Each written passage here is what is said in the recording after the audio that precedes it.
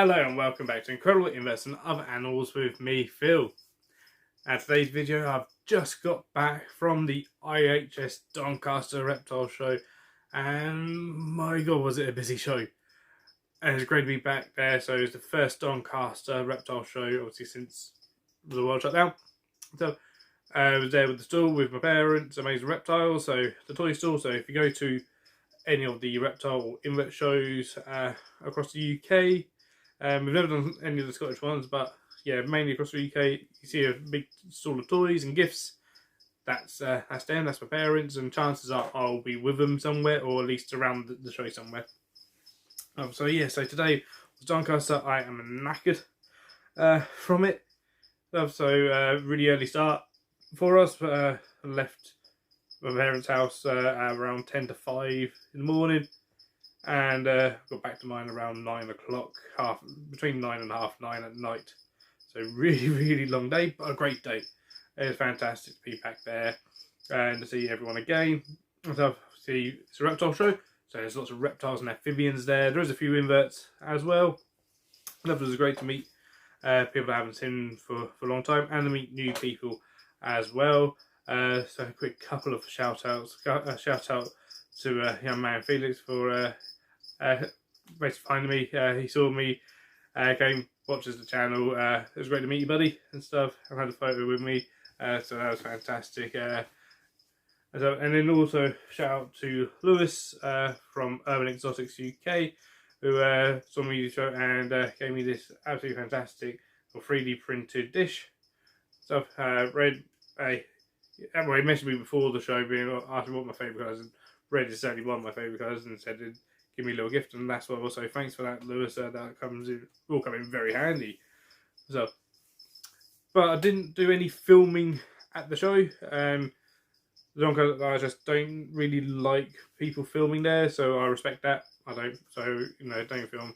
I didn't really take many photos either of the show. I mean, I was too busy chatting away with people, just seeing what was there, and of course seeing what I wanted to buy. So this video is just going to be kind of pickups, and I'm also doing the rehousings in this one as well.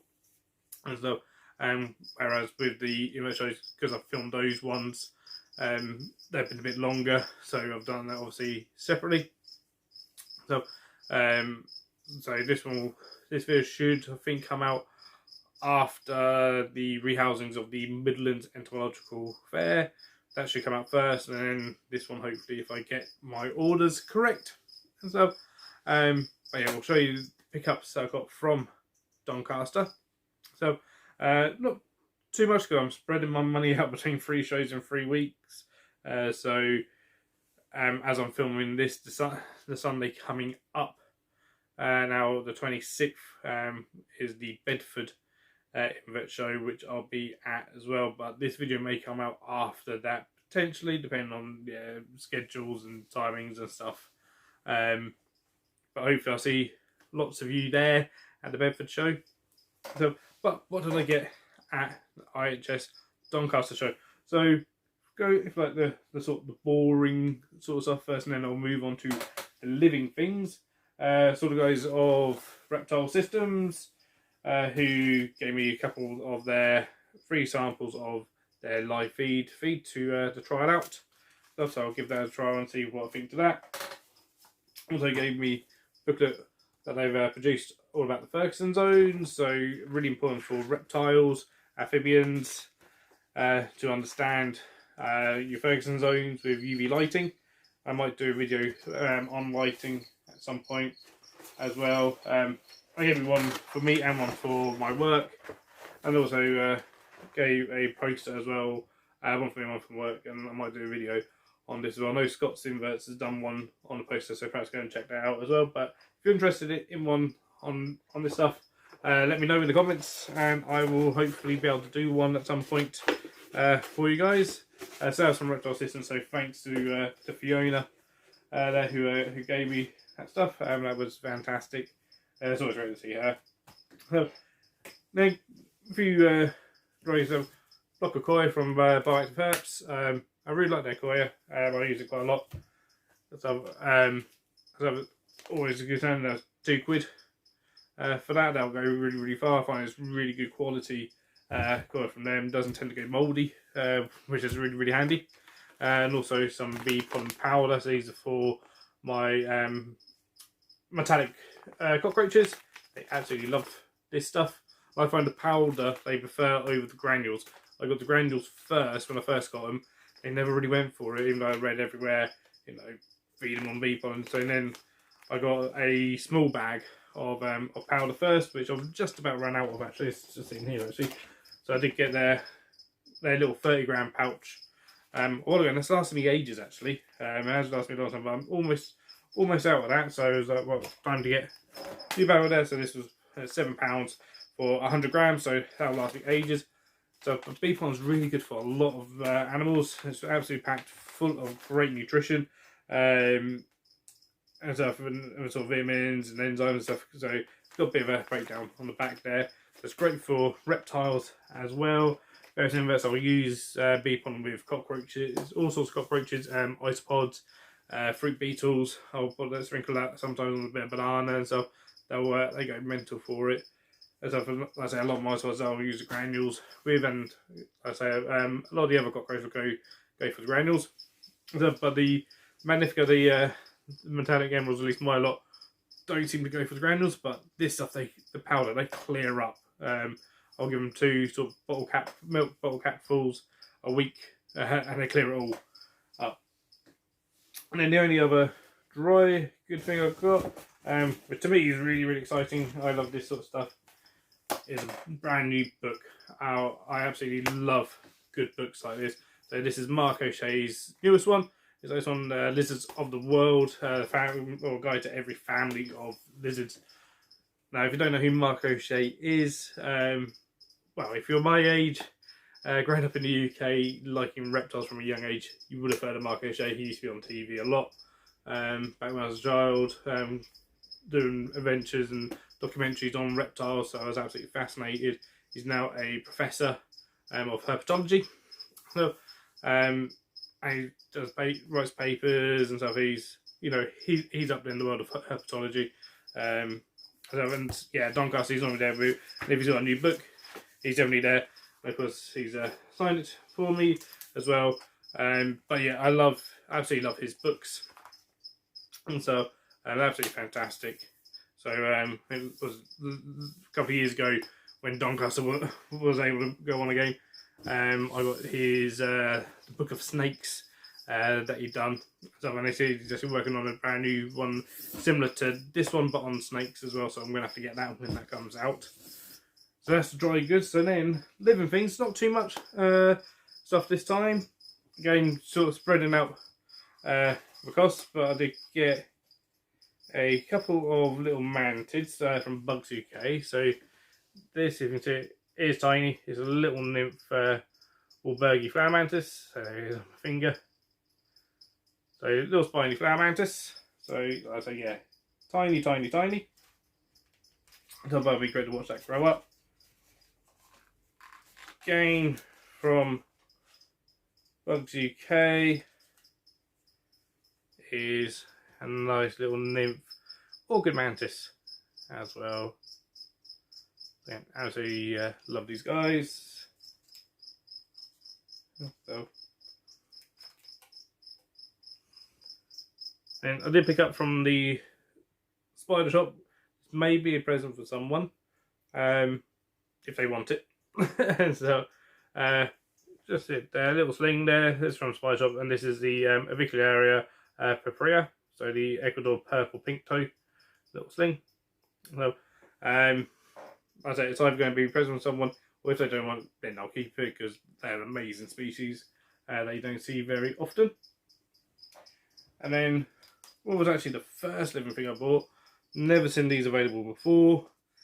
It's not going to be round long, but it's kind of an experiment, basically to see basically what I can do with it and see, what I can find out.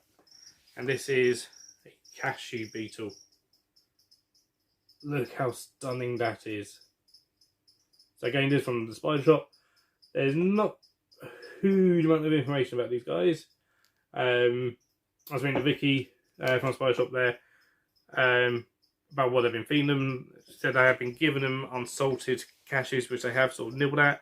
It's really, really liked this bramble stem that they put in. Remember back, you can't really see on the camera, but it's almost chewed it all halfway through. So it clearly likes quite woody sort of things to eat. It's often in the wild. These are essentially a cashew plantation known as Worst Nightmare. They're a type of longhorn beetle. Essentially, they kill cashew trees.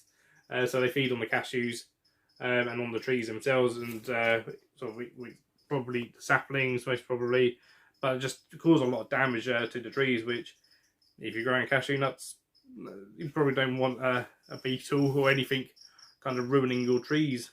So, but for me, you know, that is just absolutely stunning.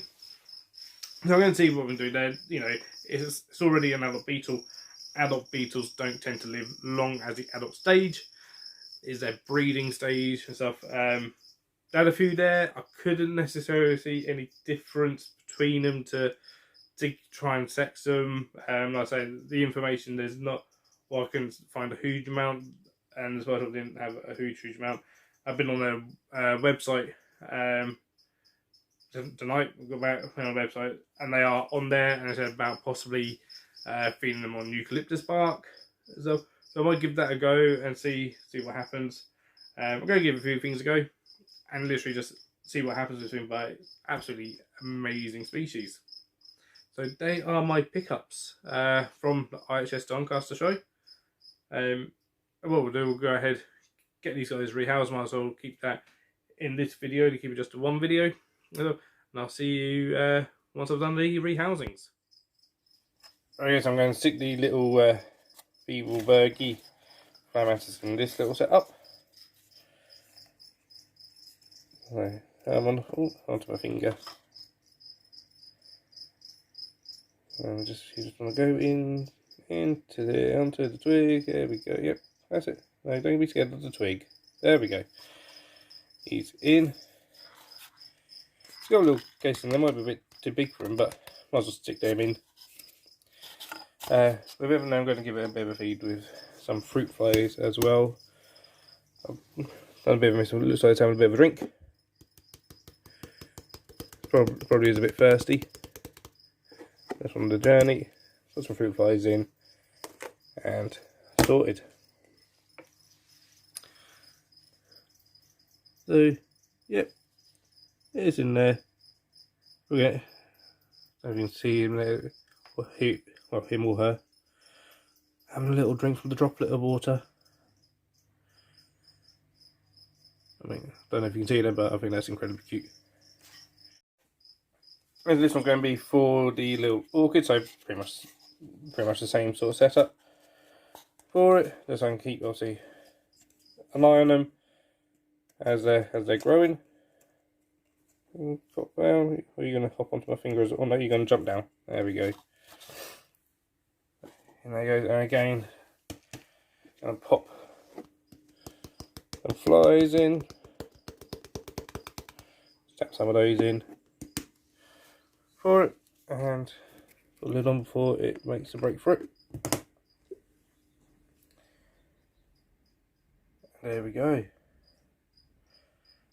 So once it's over, I'll probably add some more twigs in there, even a bit of greenery and stuff, which will just help keep humidity up for this little one. Half an hour, I'll just let it obviously be able to make sure that it's eating fine and everything before I start making it a bit more complex in there for it. Okay, so this is what I'm going to be sticking the cashew beetle in. I'm just going to take this. So this is an Exoterra Nano tool. So what I'm going to do is try and get them out, perhaps put them in a separate tub. So I might as well use the substrate these come with. And also the bit of cork as well, and even the bramble stalk has been munching away on that. So now I'm going to be careful with this guy because yeah, they did say they can give a fairly decent bite. which to be honest I'm not surprised about. Certainly things like various different longhorn beetles and stuff, they drop in the tub. They do quite often eat things like wood, and if you're going to be eating things like wood, you're going to have some pretty good jaws on you. So take out the bramble stalk for now, and what I'm going to do is see if I can just get him out with my tweezers, gently clasping onto him. Yeah, he's got some serious jaws on him, or her, in the tub.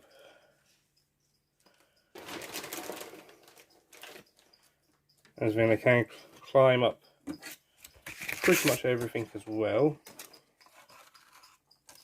So I'm just gonna, yeah, they can really cling with their legs.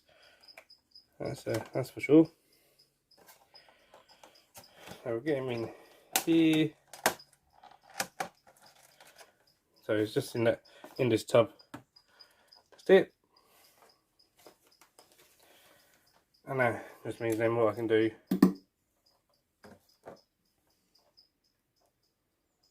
is mix the substrate that they put in the tub, which so in here just coir. So I've soaked the core block from H.S, and substrate that looks like that spice I'll put in here looks like a mixture of sand and coir and maybe a bit of moss as well. So I might as well use that in here. And there's a little bit of bark too. So it's actually feels like quite a nice mix.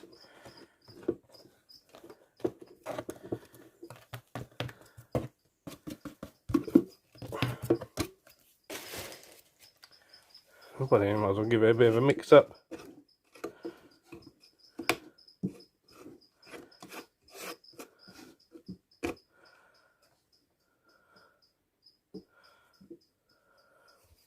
So that's a nice mix. Let's pop a new bit of cork in there, and you can see on here just how much is chewed the sort of really woody part of this bramble. So I might as well stick that in here as well, as I've been eating that. Came with a jelly. Doesn't look like I've really been eating it, but I'm going to stick it in there just in case, and then I'll just throw that out if it doesn't eat it at all. Then I'm going to sort of add for now. I'm going to get some other bits. So I read on the website, said about potentially eucalyptus wood, so I'll try that. I'm going to put some, I don't think it'll necessarily eat rotten wood, probably more the larvae that would eat wood more, but I'm going to stick it in there just in case. It's always worth a go. So stick a bit of leaf layer just as decoration. So, and what I'll do, I'll see if I can find, perhaps put some more cork in there as well for it.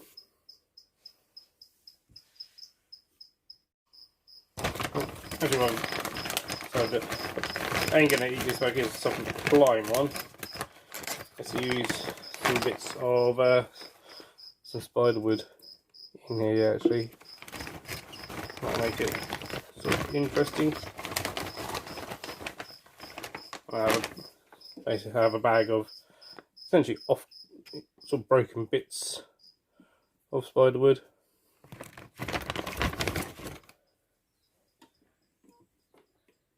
Which can then be used for various things. Anyway, I think that'll be the setup for now. So we'll get in beetle. Show you there, you might be able to see just how, look at those jaws. So yeah, really don't want to take a bite from these guys. Let's get him in.